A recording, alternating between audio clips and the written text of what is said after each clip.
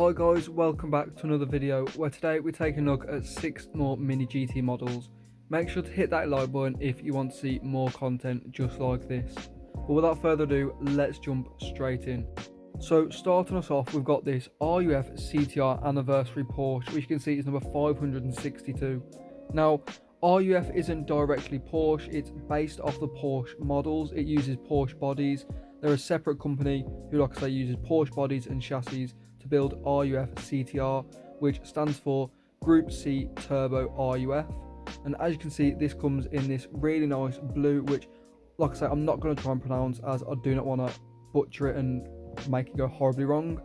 But as you can see, whatever shade it is absolutely incredible.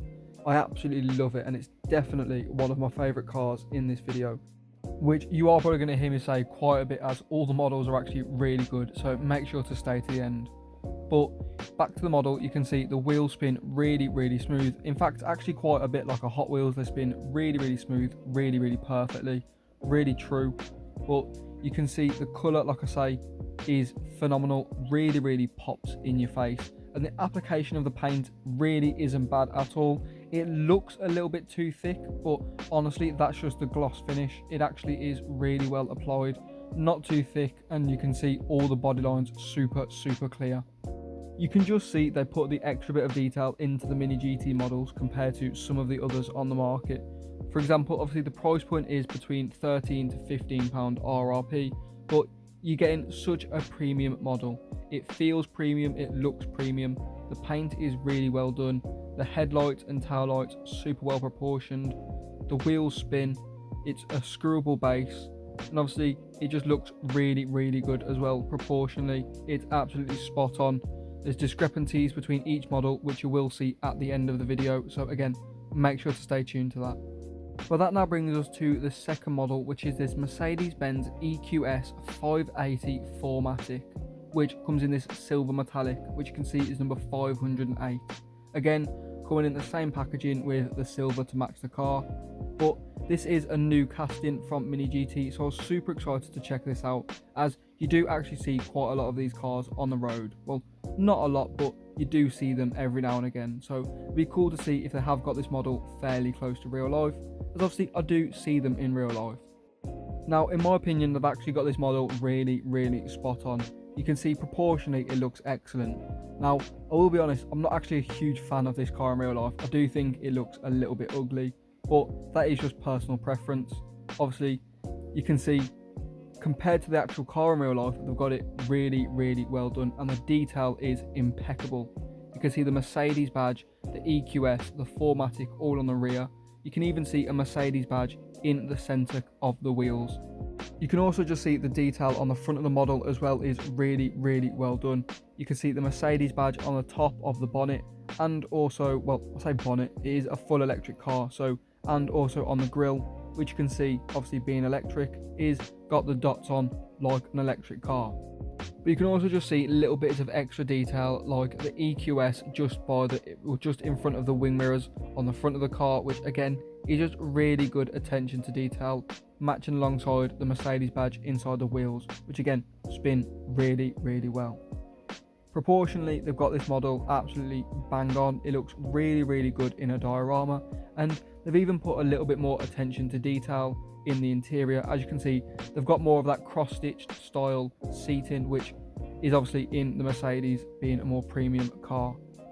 But that now brings us on to the third model, which is this Lincoln Capri, which is number 561 out of the series. Obviously, again, all of these come in the standard MiniGT box, but obviously this one has the yellow to match, and obviously the Ford licensing all over it. Now, also like a Mercedes, this is a newer casting, not brand new, but it has got only a couple variants and it is fairly new.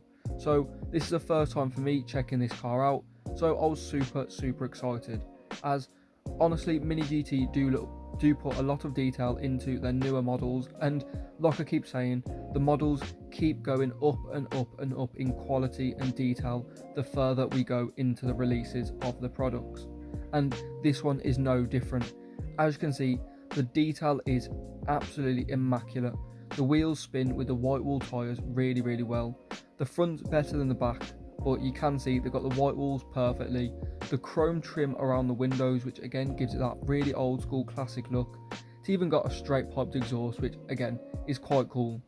But for me, the real detail with this is all the little Lincoln badges across the side, all the little detail in the badges, and just everything, the way it sits, the colour, the chrome accents, just honestly it ties the whole model together, and it's actually really well done. Now, I do think this is the first time MiniGT have delved into the classic car sort of world, and honestly, that, like I say, they've absolutely smashed it. The rear of this car looks absolutely fantastic, and you'll see that in the diorama photos or shots. But you can just see the way it sits, and obviously, yes, it is quite a big car, but it is a big car in real life, so that is to be expected. But you can just see the detail from the front to the back, all the side panels, like I say, the chrome accents. There's loads of little Lincoln badges in the proper Lincoln font, Capri, everything that you could think of. It's very well done.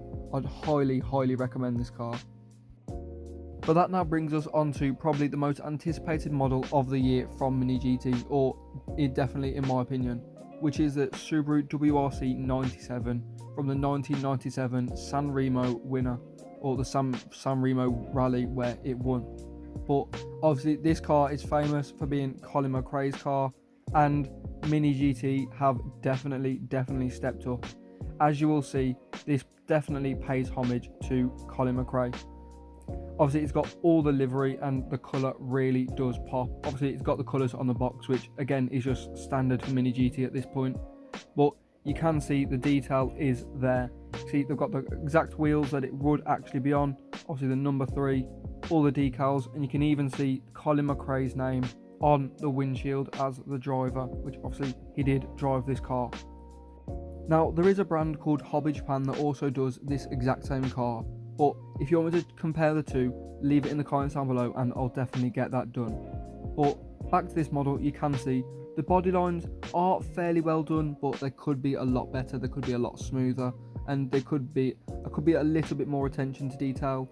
But again, comparing it to that Hobby Japan one, but the Hobby Japan one is a lot more expensive. So the money you are paying for this model, you are getting an absolutely exceptional model, and it's definitely up there with some of the better MiniGT models. You can just see all the decals are super clear, even the really small ones. Obviously the wheels spin perfectly. Like I say, the lights are really well proportioned. They could be a little bit better done, but again, from afar or even up close, they don't even look bad at all. But like I say, they've even got a blue roll cage in the interior, which again, just a really nice touch. But you can just see it looks really good in the dioramas. The blue has a really nice shade and a really nice deep colour to it, which again just really adds to it. Obviously the decals, again, I'll keep going back to it, they pop, and again the Colin McRae is really going to help it stand out. But that now brings us to the penultimate model, which is his Shelby GT500 Dragon Snake concept in Ford Performance Blue.